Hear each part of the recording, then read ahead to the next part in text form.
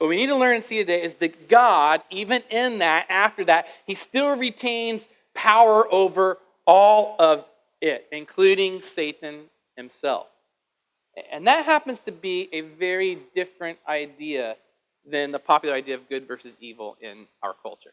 Okay, so what's the idea of good versus evil in our culture? You know it is, right? Anybody here like Star Wars? Any Star Wars fans? It wasn't Force Awakens great? I loved it. It was wonderful. Now, in all Star Wars movies, throughout all the movies, what's the primary theme that drives the story? It's the Force versus the dark side, right? Isn't that what drives everything? What you have presented in Star Wars, all the Star Wars, is the Force versus the dark side. This is a belief that's called cosmic dualism. Okay, cosmic dualism. Cosmic dualism is the belief that there are two equally powerful opposing forces of good and evil that have been in eternal war against each other. Okay, eternal battle. Good versus evil. Two equally opposing powers of forces. It actually has its roots in an ancient religion known as Zoroastrianism. Okay, it's one of the world's oldest religions. A dwindling number of people practice it. Significant amount in India, and actually significant amounts here in the States too. It was founded by a man named Zoroaster about 3,500 years ago. Principal doctrine is that there's two gods. There's two gods. There's a god, first a good god called Ahura Mazda. That's where the Mazda car got their name from. Literally, that's it. And then there's the bad god, Angra Mainyu. He's Angra. He's the bad god. So there's these two gods. There's the good God and there's the bad God, and they've been waging this eternal battle against one another forever. Okay? Now, you got to know is this is not the view of the Bible. This has never been the view of Christians or Jews ever. Sometimes it kind of seems like it to me in the way that I hear Christians talk, where they'll just give like so much power and so much credit to Satan. I mean, anybody ever been like in prayer with someone where, man, they're just like praying to get loud. I just pray against Satan and his demons and all. I mean, they start getting like really crazy and just gets on my nerves so much because it's almost like praying as though Satan is everywhere present and all powerful. But he's not. Satan is not a god. He is not a god. I'm not saying that we shouldn't pray against the wiles of the devil, that it's ever wrong. I just like Jesus' instructions when he told us how to pray in what we call the Lord's Prayer. He just gives the devil one little line. Deliver us from the evil one. That's it. He doesn't deserve that much credit. He doesn't deserve that much attention because he's just a weak, pitiful fool. And he answers to God. He answers to God, the one who actually is everywhere present and all-powerful. That's where I want us to go. There's two places in the Bible that make this very clear for us, and so I want to take us to both of those stories in the Bible. The first one's the story of Job, and I'll just read it straight from the Bible. This is this section from Job chapter 1, and then we'll look at some things from chapter 2 too. So beginning in verse 6 in Job chapter 1. Now there was a day when the sons of God, that's one of the Bible's names for angels, came to present themselves before the Lord. And Satan also came among them. The Lord said to Satan, "From where have you come?" And Satan answered the Lord and said, "From going to and fro on the earth and from walking up and down on it." And the Lord said to Satan, "Have you considered my servant Job, that there is none like him on the earth, a blameless and upright man who fears God and turns away from evil?" Then Satan answered the Lord and said, "Does Job fear God for no reason? Have you not put a hedge around him and his house and all that he has on every side? You have blessed the work of his hands, and his possessions have increased in the land. But stretch out your hand and touch all that he has, and he will curse you to your face." And the Lord said to Satan, "Behold, all that he has is in your hand. Only against him do not stretch out your hand."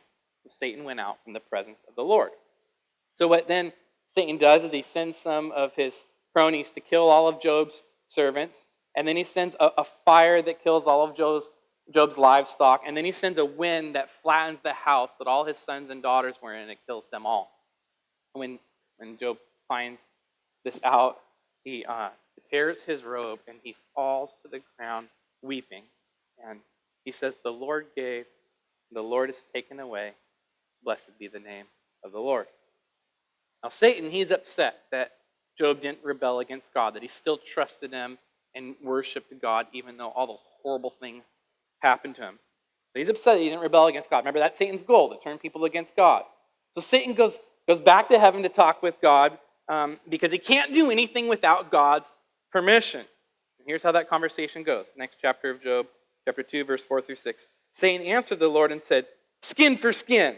All the man has he will give for his life. But stretch out your hand and touch his bone and flesh, and he will curse you to your face." And the Lord said to Satan, "Behold, he is in your hand. Only spare his life."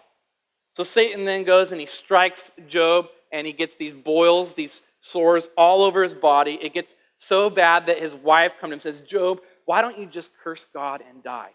Bad wife. If you're a single dude looking for a wife, don't get one like that tells you to curse God. By God's grace, Job, he doesn't curse God, and he doesn't die, and in the end, God restores all of his fortune and blesses him with even more than he had before. What we see in this story is a perfect example of how Satan can do what he does. He functions on a very tight leash. He does not get to do anything without God's permission. He is not a God. There is no cosmic dualism here. It doesn't exist. That's the first story. Here's the second one. It's with the Apostle Paul, who wrote 2/3 of the New Testament. So go to the other side of the Bible. Now, apparently, Paul, he has some sort of physical ailment here that had been bothering him for a long time. Many people think it was maybe some sort of thing with his eyes, but here's what he says about it. He calls it a thorn in his flesh. It's in 2 Corinthians 12, 7 through 9. "To keep me from becoming conceited because of the surpassing greatness of the revelations," that's what he wrote in Scripture, "a thorn was given me in the flesh, a messenger of Satan to harass me, to keep me from becoming conceited.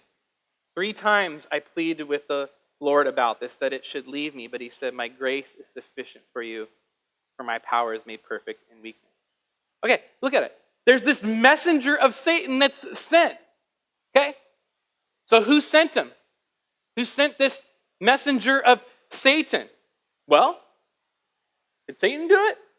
Well, is it Satan's goal to teach that God's grace is sufficient and his power is made perfect in weakness? No, that's not Satan's goal. That's God's goal. So God sent him. Satan is under God's authority, and God uses him for his good purposes. And this is the truth that has been true from the start, from the beginning. Have any of you ever wondered in the Genesis story about the snake and all of that, where the snake came from? Like, who put the snake in the garden? Who put the tree in the garden? God did. God did. God set the whole thing up. Nothing that happened there in the garden happened by accident. This wasn't some like unforeseen oversight of God. He was like, "Oh crap!" Like that's not what happened. God knew. God planned it. This is what the Bible teaches. Listen, Proverbs 16:4. "The Lord made everything for his own purpose, even the wicked for the day of evil." Everything. Even the wicked. Even the snake for the day of evil. He has a purpose. Yes, God had and has purposes for Satan. Now, I know that's a pretty big pill to swallow and maybe difficult for some of you. And that's okay. It's difficult for me. This is an easy thing that we're wrestling with today. One of the best things that I've come across to read on this specific issue is an article by John Piper titled, "Is God Less Glorious Because He Ordained That Evil Be?" It's only about 10 pages, and so I encourage you to read it. It's free, online, just take you a little bit, and it'll be an immense help. Here's what John Piper says in this article. He says, "It is not because he," that's God, "delights in evil as evil. Rather, he wills that evil come to pass, that good may come of it." Then he asks, what good? And how does the existence of evil serve this good end? And to that question, then he quotes the Puritan Jonathan Edwards from this book, "The End for Which God Created the World." And here's what Jonathan Edwards says, and this is a little bit edited version that my wife helped me with to make it a little bit more understandable. So, here we go. If you don't understand it, it's Amy's fault, okay? Just kidding. It'll be good. It is a proper and excellent thing for infinite glory to shine forth. And for the same reason, it is proper that the shining forth of God's glory should be complete. That is, all parts of his glory should shine. It's not proper that one glory should be exceedingly manifested and another not at all. Therefore, it is necessary that God's awful majesty, his authority, and his dreadful greatness, justice, and holiness should be manifested. For the glory of his goodness, love, and holiness would be faint without them. Nay, they could scarcely shine forth at all.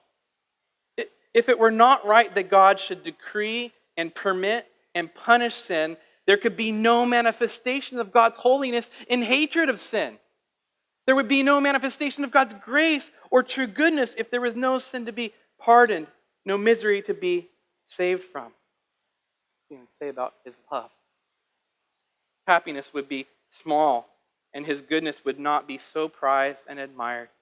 So evil is necessary in order for the highest happiness of the creature and the completeness of God and the purposes for which he made the world. I think that helps. Not fully, but I think it helps. Think of it this way. Our psalm says that we will not fear evil because God is with us and he comforts us, right? We never faced any evil. We never felt the cast of the shadow of darkness. Then we would never have an opportunity to know the great comfort that God has and that he gives to us in those dark times. We would never know how loving and full of comfort God is, never experienced how with us he actually is.